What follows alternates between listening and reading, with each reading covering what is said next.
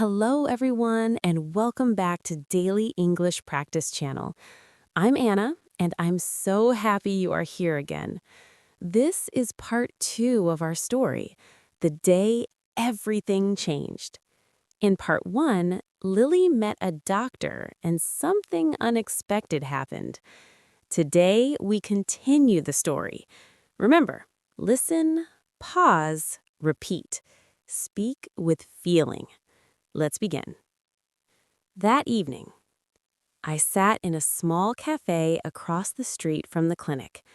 My hands were warm from the cup of coffee, but my heart was still beating fast. I looked at the door again and again. Will he really come?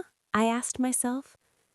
Then the door opened, and there he was, Dr. Daniel Kim. He looked around, and then he saw me. He smiled, and in that moment, I felt something soft inside my chest. He walked toward me. "Hi, Lily," he said. "Hi," I replied, trying to stay calm. "Sorry, I'm a little late," he said. "That's okay," I smiled. He sat down across from me. For a moment, we didn't speak. It was a little awkward, but also exciting.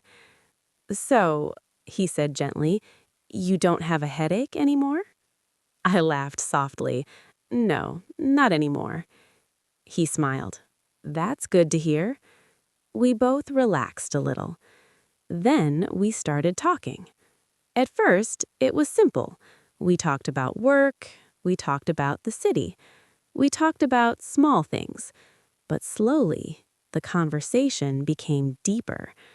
He told me about his life. He said he always wanted to help people. That's why he became a doctor. "I like taking care of others," he said. I listened carefully.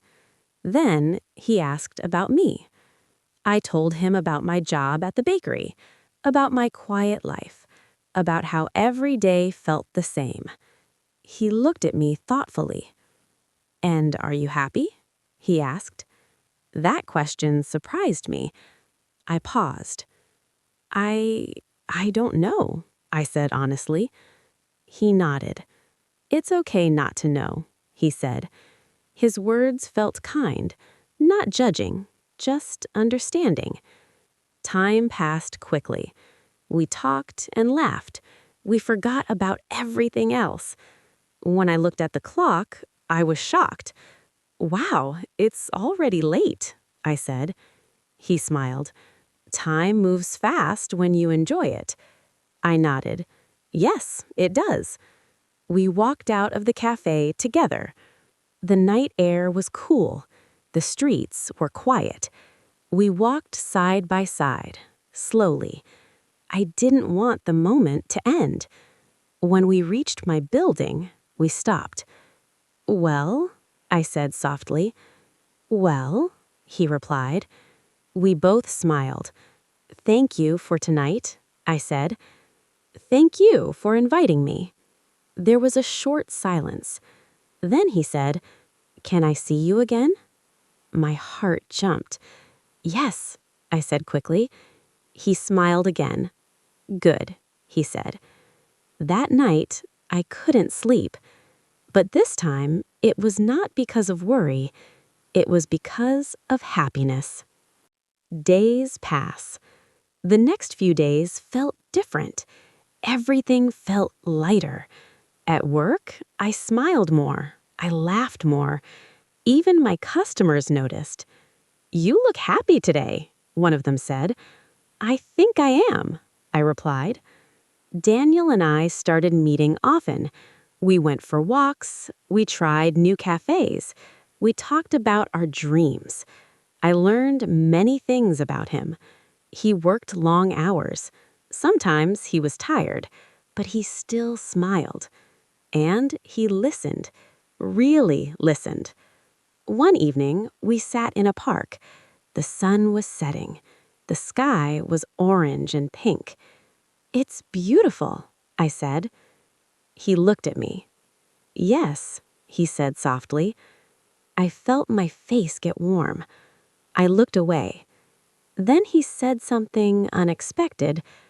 "Lily, you changed something in me." I looked at him. "What do you mean?" I asked. He smiled gently. "I was always busy," he said. "I worked all the time. I forgot how to enjoy simple moments." He paused. "But when I'm with you, everything feels calm." My heart felt full. "I feel the same," I said quietly. At that moment, everything felt right. A challenge. But life is not always easy. One day, something changed. Daniel stopped replying to my messages. Hours passed, then a day, then 2 days. I felt confused and a little scared. Did I do something wrong? I thought. Finally, I decided to visit the clinic. When I arrived, I asked the nurse, "Is Daniel here?" She looked at me. "He's been very busy. Emergency cases." I nodded. I understood, but still, I felt worried. Later that evening, my phone rang. It was him. "Lily, I'm sorry," he said quickly. "I've been working nonstop." I felt relief. "It's okay," I said. But then I added, "I just missed you." There was a soft silence. "I missed you too." And in that moment, I understood something important.